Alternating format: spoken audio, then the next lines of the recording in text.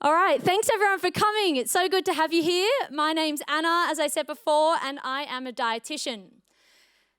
Now, before we get started, I kind of actually want to do a bit of an activity. So what I'm going to actually get you all to do is to shut your eyes, everyone, and I can see if any eyes are open. So what I'm going to get you to do as part of this activity is I'm actually going to ask in a minute or so for each of you, no peeking, to come up on stage. One at a time, I'm going to get you up here. And what I want you to do when you come up is introduce yourself and tell us what you know about gut health.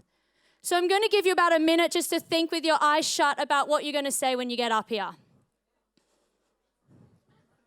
And if you've got your eyes open, I'm probably going to pick you to come up first.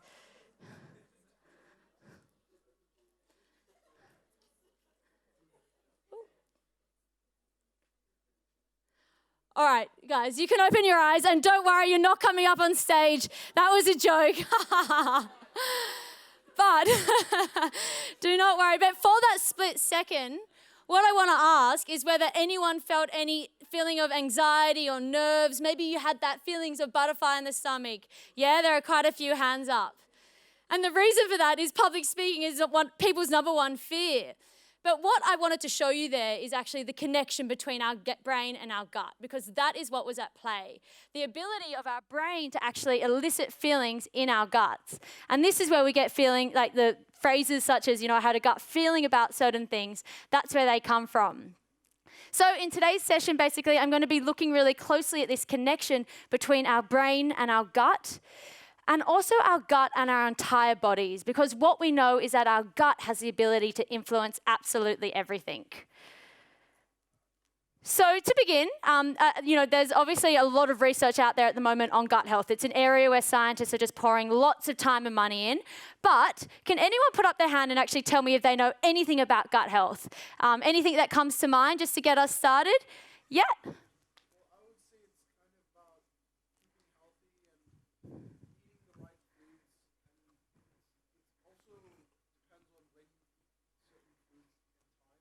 Yep, so about being healthy and eating the right foods, absolutely. Any other ideas of things that come to mind? Yeah?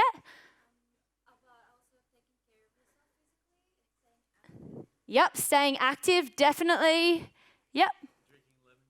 Drinking lemon juice. Lemon juice, yep.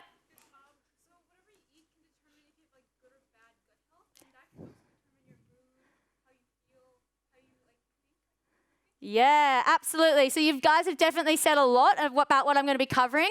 And I guess what I want to do is dive a little bit deeper and have a look at what the latest science is saying that we should do in terms of what we should be doing for a healthy gut and why gut health is so important.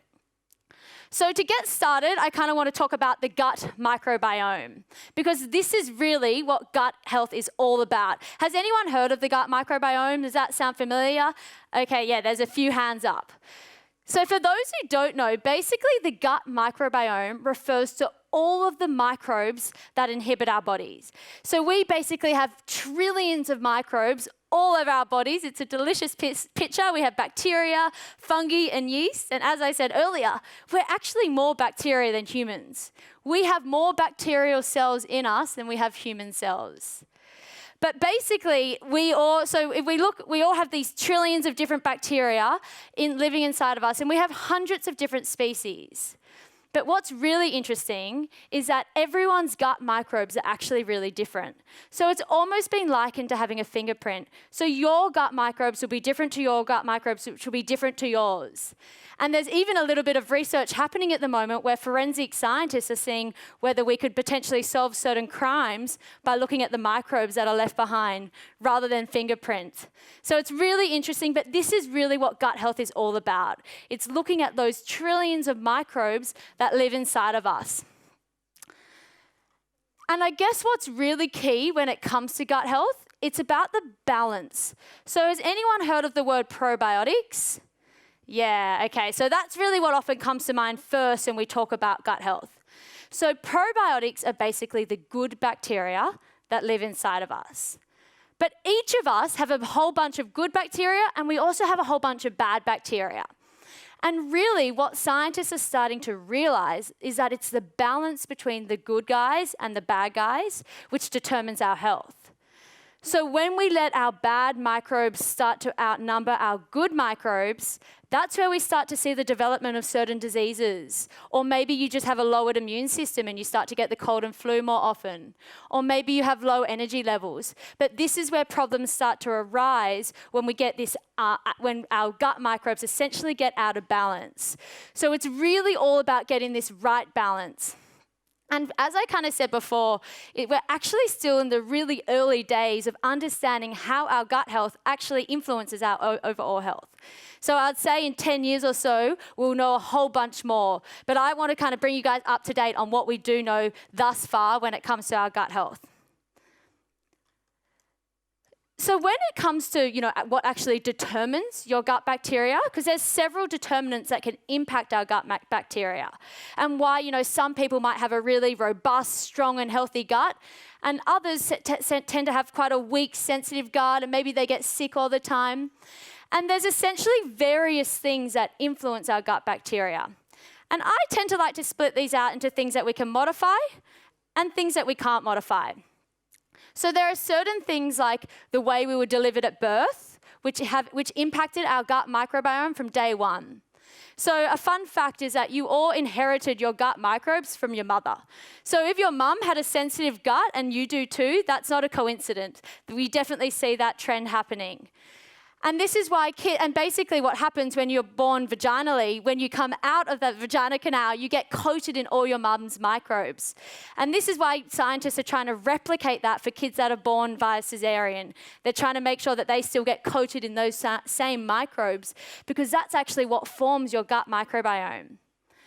After that, it's breastfeeding. So breastfeeding versus formula-fed babies can have different gut microbes. And then we have other things like geography, certain medications. So different countries can have different gut microbes. Even different suburbs in Sydney, you might be exposed to different gut microbes, and that can actually influence your gut health.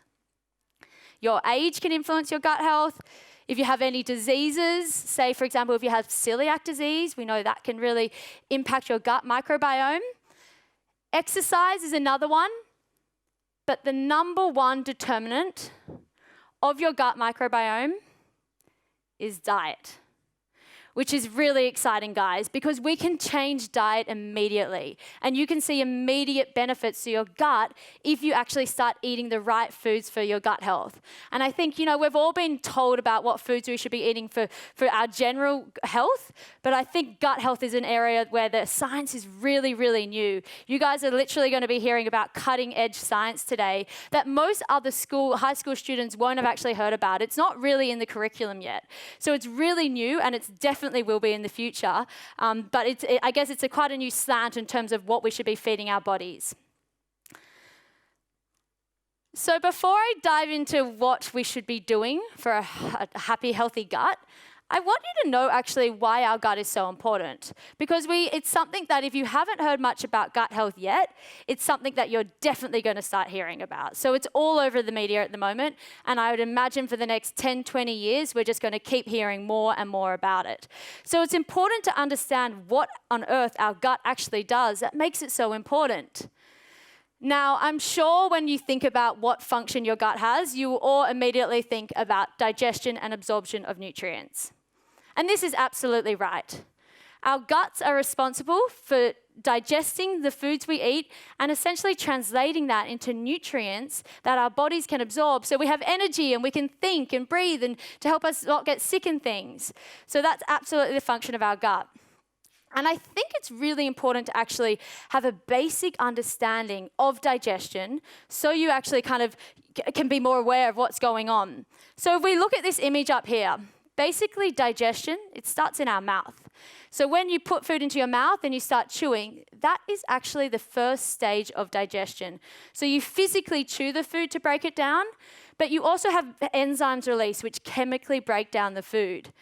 And what's really interesting is that people tend to just chew their food and waft it down, and sometimes, who's ever eaten a meal and you almost swallow it back with a glass of water to get it down? Yeah, quite a few nods, yeah. So I think people do that all the time because we're all so busy and we eat quite rushed. But what this means is that you're actually ingesting particles that are larger than they should be. basically what the science says is that you want to chew every single mouthful 20 to 30 times before you swallow. The food should almost be a liquid by the time you're swallowing it, and this is definitely not what a lot of people do. So if you want to improve digestion, the first thing that you should be thinking about is, are you actually chewing your food properly? And if you start to mentally think about it, like the next meal you have, think about chewing it, and you'll be like, oh God, I feel like I'm chewing for ages, because it's just not the habit that we're all into.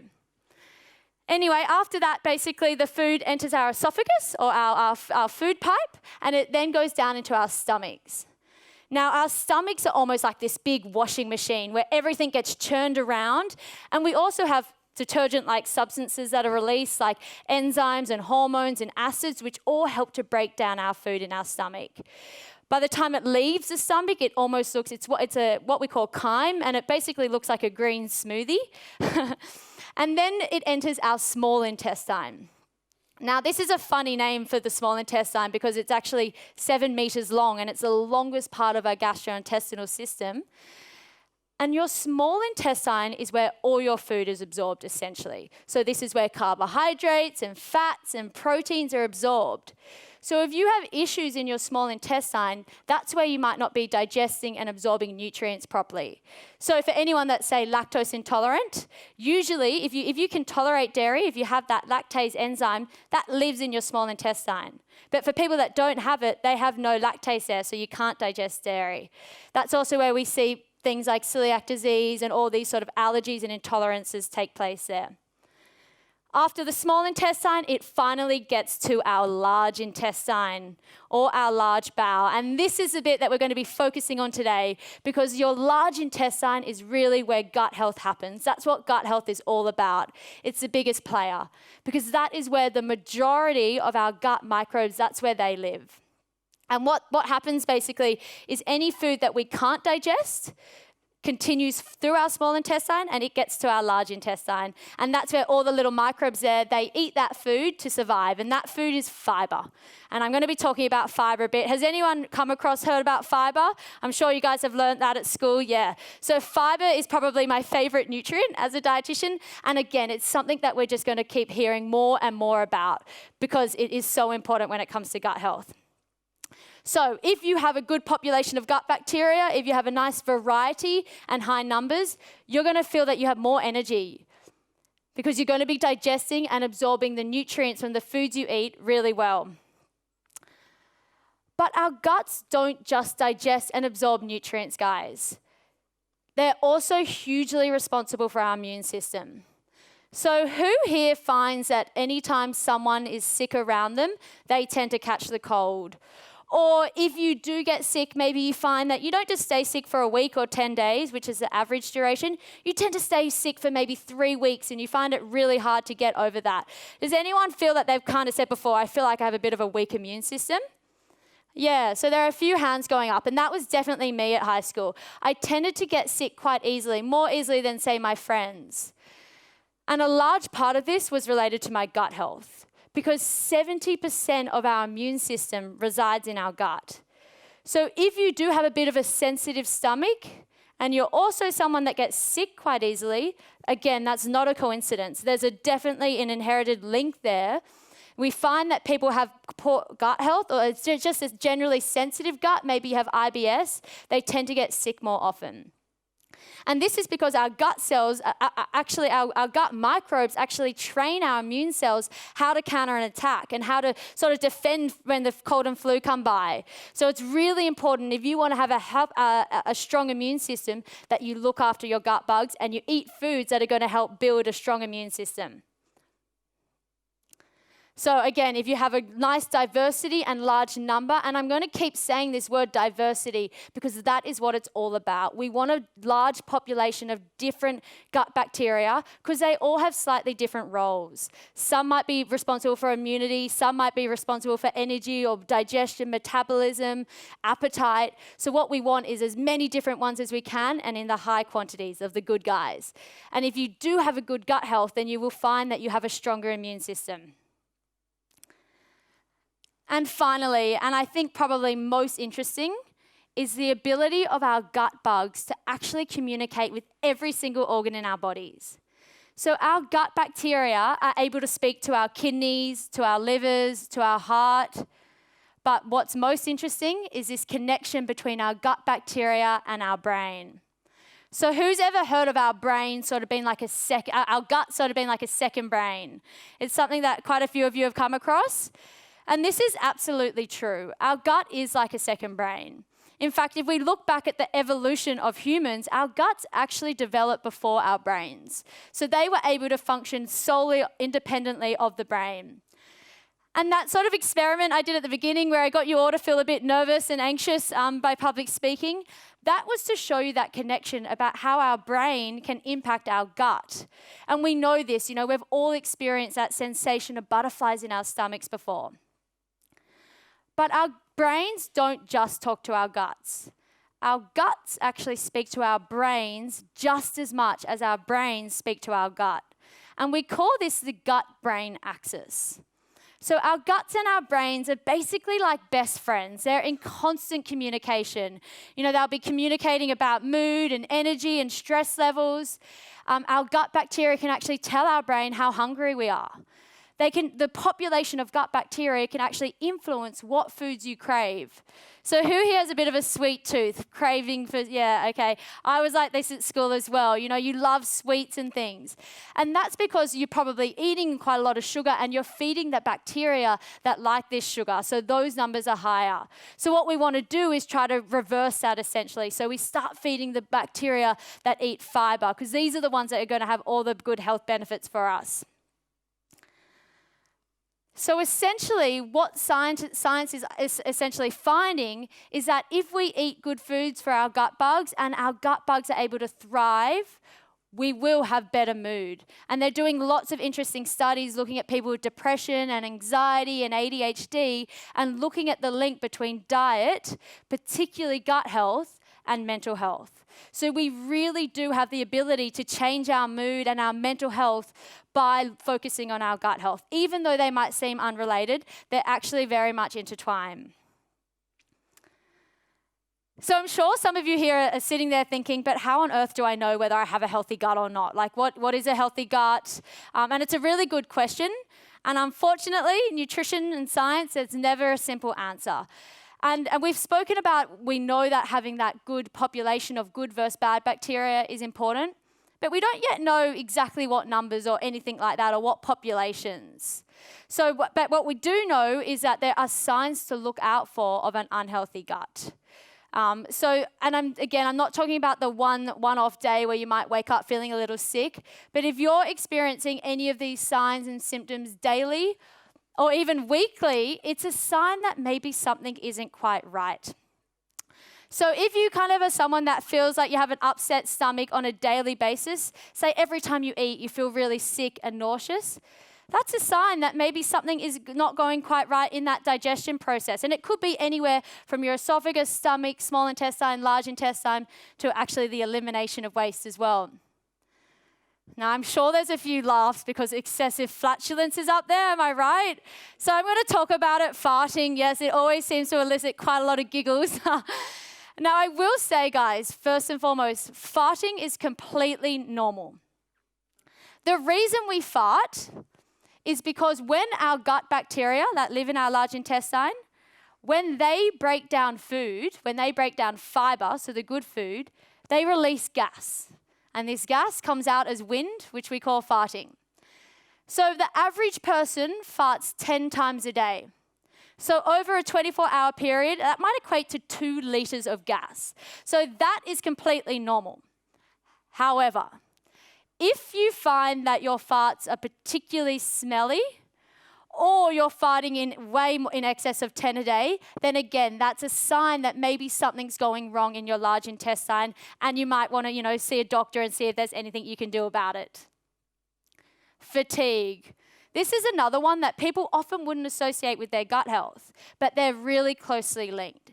If you are constantly tired, like if you struggle to get through the day most days and you're not really sure why, I would urge you to have a look at your gut health. When I go through what you should be doing for a healthy gut, think about whether you're doing that and whether that might actually be the reason that you're constantly tired and really struggling to make it through the school day.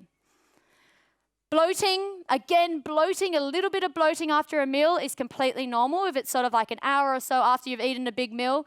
The number one reason people bloat is because they eat too much. However, if you find that you stay bloated for several hours and you're in extreme pain, that's a sign that maybe you've got an allergy or an intolerance, or again, there's something going wrong with that digestive system. We've sort of spoken about this, but immune system, if you fall sick really easily and you struggle to get better, so actually the struggling to get rid of the cold and flu is a sign of a weakened immune system. Have a think about gut health and whether there's something you could be doing. And finally, constipation and diarrhea. These are other, I guess, you do want to talk about your bowels, which brings me on to my next subject, which I'm going to put my really serious poop glasses on because this is sort of a taboo subject. No one likes talking about poo, except me as a dietitian. It's like one of my favorite subjects. And the reason for this, guys, is that your bowel habits and your poop can really tell you a lot about what's going on inside your digestive system. So I'm not saying that you need to sort of get a fine-tooth comb and go through it every morning or anything like that, but it is important to be looking in the toilet once a week or once a fortnight to know what's going on and to know what normal is for you. There's quite a few laughs. I'm going to take these off because it's pretty hard to see. So has anyone come across this before? The Bristol stool chart? Any hands? Yeah, up the back, a few people. Okay. So if you haven't, I'm sure at some stage in your life you will. This is essentially the gold standard at the moment for determining whether you have a healthy poo or not. So we basically, what you want to be aiming for is that number 3, 4, 5 area. So type 4 is essentially almost like a nice, smooth, long log or snake. That's a sign, that's a really healthy poo, to be sort of having this snake-like poo each day. Now, on this end of the spectrum, we have more the constipation end, and that might resemble something like Maltesers. And on the other end is the more diarrhea end, and that's more something, you can compare that to something like, porridge, or maybe sorbet, or whatever it might be. So this is basically how you can look in terms of what your poop is looking like. Now, in terms of, guys, what a normal time to be going to the bathroom is each day, there is really no normal. A healthy amount of times to go to the toilet is anywhere between 3 times a day and 3 times a week. That is sort of like the healthy range. Now, if you wake up one day and you happen to go 4 times that day and it's just a one-off, that is nothing you need to, panic and rush to the doctors about. Every so often there's going to be changes in our bowel habits based on, our sickness, but also what foods we eat. That can definitely influence it. But if you sort of go through a period of 3 weeks where maybe you're only going once a week, that isn't considered normal. And that is when you might want to go to a doctor and see if there's something that can be done. Now, what's really important is you don't compare your poop to the person sitting next to you. Not looking in the toilet, but because what is normal is what is normal for you. You want to be looking for things that are out of the ordinary to your everyday. And even though it might feel a bit gross and uncomfortable, I really urge you to become a bit more familiar with it because it can really tell us a lot about what is going on inside our guts. All right, so don't worry, we're done talking about poo, unless you want to come up after and ask me any questions. Okay, so now I want to move on to actually talking about what on earth we should be doing for a happy, healthy gut. As I mentioned earlier, diet, the foods we put into our bodies, are what is going to have the biggest influence on your gut health, which is really awesome because you can actually change your gut microbiome. So that's that population of bacteria that every single person in this room has inside of them. You can change that in a 24-hour period. So if you've been eating, a whole lot of crap up until today and you leave today and you start to eat a few healthier foods, you will be able to make an immediate improvement to your gut health. So that's really positive. And the goal here is essentially to reduce the number of those bad bacteria and boost the number of the good bacteria. So number 1 tip is to try to eat probiotics. Now, can anyone tell me where we find probiotics? Maybe put up your hand. Yep. Your coat? Yep. Any other ideas of where we find probiotics at the back? Yeah, fermented foods. And I think I heard one down here. Did someone say yogurt? Yeah, okay.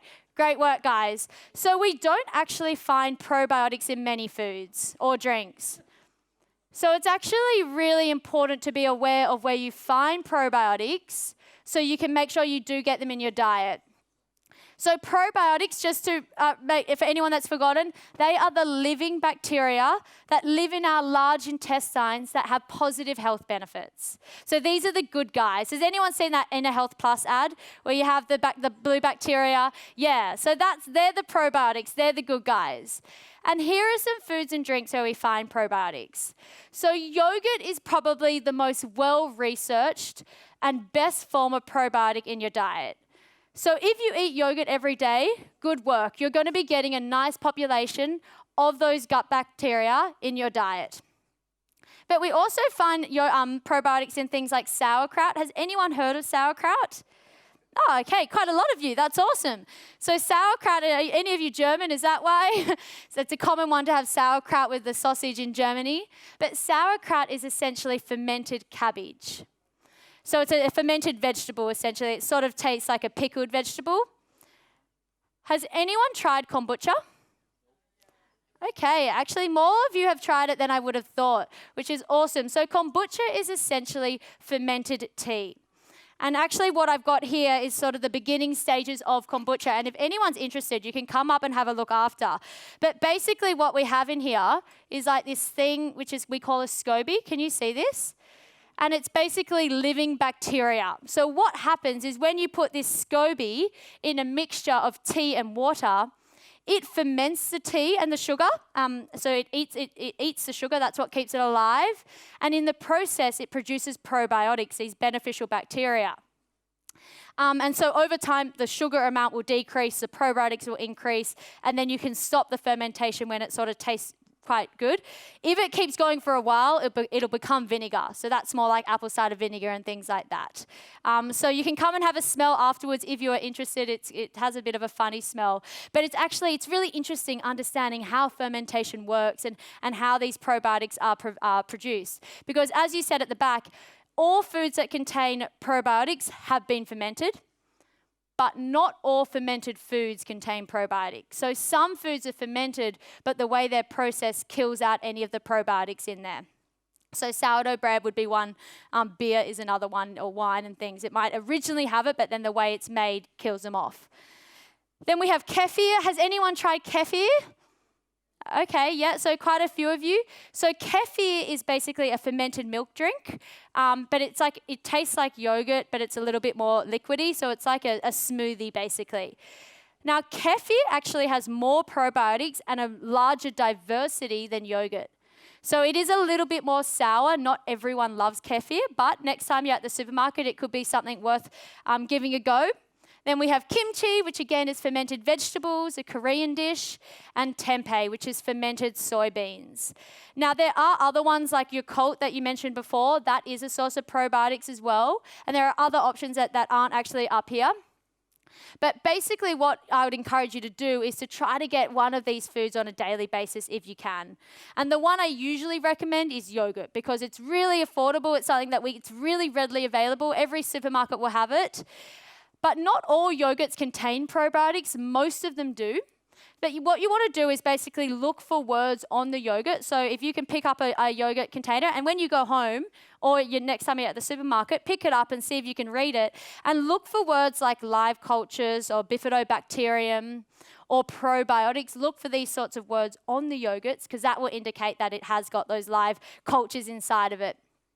And the reason yogurt's really good is that what happens with probiotics, because they're quite sensitive, if you eat them and they die in your stomach because there's heaps of acid, you won't get the benefit. So yogurt, we know they're able to get all the way through to your large intestine, and that's where they live. All right, so tip number 2 is to eat prebiotics. Now, I know most of you had heard about probiotics. Has anyone come across the word prebiotics? Okay, some of you think maybe you have. They sound very similar. So the only difference is that it's got an E instead of an O.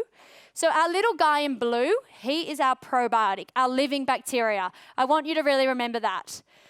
The asparagus stick in his hand, That is his food, and that is what we call prebiotics. So what I find happens all the time is that people focus on probiotics because we hear so much about probiotics. But prebiotics are actually more important because if we don't feed all the bacteria that we have in our guts, then they're going to essentially die. We almost end up starving them. So it's really important that we get lots of these prebiotics in our diet to feed our living bacteria, to feed the probiotics. And luckily, prebiotics are found in way more foods than we find probiotics.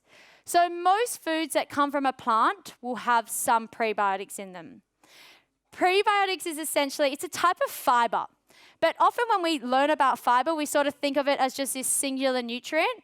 But there's actually lots of different types of fibre. And prebiotics is just one of these types. So things like garlic and leek and asparagus or even bananas. Also things like legumes.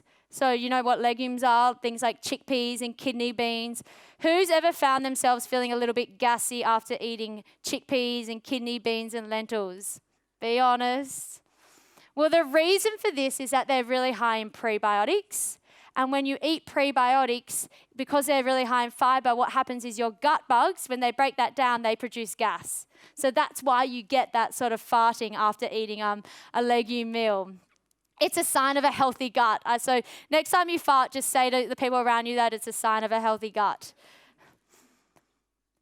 Tip number 3 is to try and eat a variety of plant foods. So we just spoke about prebiotics, which is food for probiotics.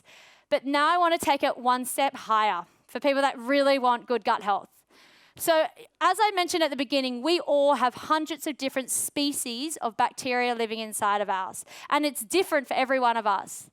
Now, each of these guys actually has a slightly different diet. So some of them are going to prefer to eat bananas. Some like apples, some like oats, some like quinoa. They all have a slightly different diet. So the best way that you can make sure that they all receive the food, their ideal diet, so they can do the job that they want to do, is to eat as many different plant foods a week as you can. Now, can anyone put up their hand and take a guess of how many different plant foods we want to aim to have a week for good gut health? Any ideas? Yeah? Good guess. It's a little bit higher though. 15 down here. It's higher. Who said 30? Good work. It is 30. So who thinks that sounds like a hell of a lot? 30 different plant-based foods a week. Yeah, it sounds like quite a lot. But when you actually think about what a plant-based food is, it includes all fruits and vegetables, all herbs and spices, all nuts and seeds, any sort of pasta, rice, oats, cereal, so any grain essentially, and as well as legumes, so chickpeas. And you can actually count a red tomato and a yellow tomato as 2 different types. So different colors of the same fruit or vegetable have different health benefits. So it's a little easier than you think, but it's something that we really need to be mindful of, because what often happens with food is who finds that they sort of on a weekly basis, you kind of have maybe 5 vegetables that you typically eat on rotation. You have the same vegetables at lunch and dinner. Yeah? That's what most Aussies, their eating habits are. So what you really want to try to do is change that up as much as you can. You know, sometimes try things like cauliflower or eggplant or, you know, zucchini, whatever it might be, so that maybe you can start feeding a different species of gut bacteria that haven't been fed before. And a good way to do this is to get your 5 and 2. Now, this is obviously a message that we all know. We all need to eat more fruits and vegetables. But do you know that 93% of Australians aren't eating enough? So it's something that we all need to do. We all need to try to get more fruits and vegetables into our diets. And what we want to aim for is 5 serves of vegetables and 2 serves of fruit. Now, people often ask me, but what is a serve? Like we hear we got to have 5 and 2, but what does that actually mean? So 1 banana would be equivalent to 1 serve of fruit or 1 apple. So it's basically like a piece of fruit that could fit into your palm. So like a punnet of berries would be equivalent to 1 serve. So you want to aim to have that twice a day. With vegetables, it's a little bit more complicated. So it might be like a tomato or a carrot would be equal to 1 serve, or a cup of salad vegetables, or half a cup of cooked vegetables. So, and you want to try to have 5 of them a day, which can be pretty hard to get in, especially if you only rely on dinner to get them. Some other tips to boost fibre are things like making sure you eat the skin when you have fruits and vegetables, so not peeling it, because that's where a lot of that fibre is found. Trying to have vegetables as snacks. So having something like carrots dipped in hummus is one of the best snacks you can have because you're getting 2 sorts of fibre. Snacking on something like a handful of nuts. Who here sometimes snacks on nuts? Yeah, oh, good work. That's great because nuts have a lot of good fibre in them.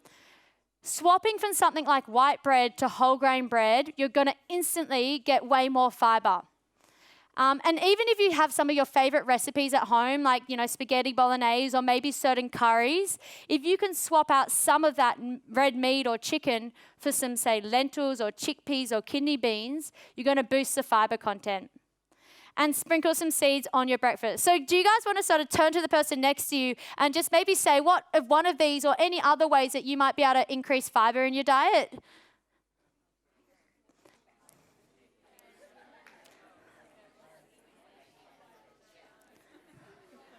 All right, did you guys at the front, did you have any other ones to add to this? Oranges, yeah, get more oranges in. That's a great one. All right. This slide isn't meant to make you feel hungry, but does it have that effect?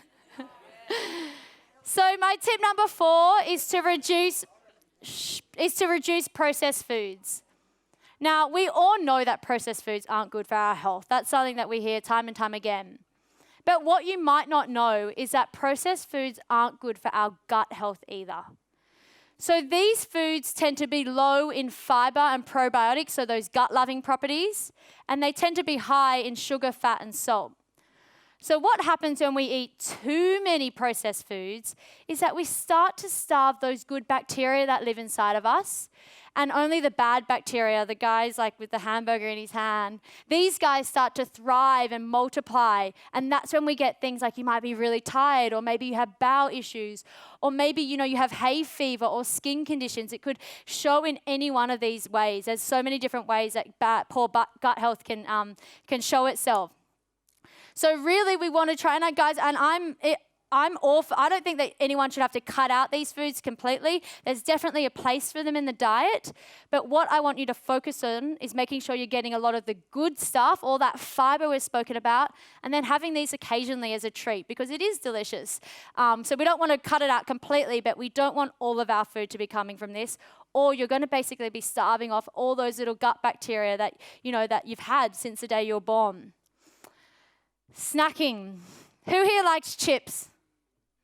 Yeah, so some of your chips are my favorite. And who here sometimes buys a packet of chips on the way home from school or on the weekend or something similar? Yeah, I used to spend my money on this after school as well. But now I want you to ask yourself whether this packet of chips has any gut-loving properties. No, yeah, you said it. So it's high in fat and salt. Yes, it tastes good, but we're not having any benefit from these. So what I want to challenge you to do, and I wish I learned about this when I was at school, but I didn't because it's really new science, is to start thinking what you might be able to swap this packet of chips with. If you're having it every day. And people often say, yeah, but healthy food is really expensive. So, I can't afford to eat healthy foods. Well, I want to give you 10 examples of gut-friendly snacks that you can buy for under $2. And one really good swap for, if you're someone who likes chips, swapping it for something like popcorn is miles better. Because popcorn's actually a good source of fibre, and as long as you don't get one that's covered in butter or salt. So movie popcorn, not so great. But if you can buy popcorn from the supermarkets, it's actually pretty good as a snack. But looking at things like fresh fruit, having vegetables and hummus or any sort of dips, a handful of nuts, dried fruit. Who likes baked beans? Oh, yeah, okay, well that's good because they're actually really good for us. They're a type of legumes. So baked beans on toast is a great breakfast option. Even things like frozen fruits and vegetables are really great for us as well. Tip number 5 is to try to get 7 or 8 hours of sleep every night. So we know that humans, we have a circadian rhythm. And this is why we feel tired in the evening and we go to sleep and we wake up in the morning and we feel, energized and awake. That is our body's natural clock because sleep is essential. If we don't sleep, we will eventually die. That is how important sleep is. Your body basically needs time to reset. And did you know that our gut bacteria also need this rest? So this is my little gut bacteria in his bed, sleeping. Because what basically happens when you sleep is your gut has a chance to basically reset, and it often actually clears everything out of your digestive system. Who finds that they tend to go to the bathroom in the morning? Yeah, this is what happens. This is a normal time to go and poop. And the reason for this is that overnight, your gut bacteria and your gut has been working really hard to almost, it's like one of those garbage truck collectors that go through your intestine and clear everything out. That's why we go first thing in the morning. So sleep is really important, and it's really underrated. If you get good sleep, so if you hit that 8 hours of sleep every night, your gut bacteria are going to be thriving. And what's really interesting as well is if you have good gut bacteria, you will sleep better. So I sometimes see people that might have something like they might experience insomnia when they can't sleep. And often I'll actually look at their gut health and see if there's something that they could be doing, because potentially if you improve your gut bacteria, you might find that you end up sleeping better. All right, so who thinks that they can remember what tips that I just went through when it comes to having a healthy gut? Any? Yeah, do you want to have a go? Oh, who's speaking now? I can't see. Oh, yes, okay, excellent. Yep. Fibre, yep. Oh, just put one up. And do you remember all of them?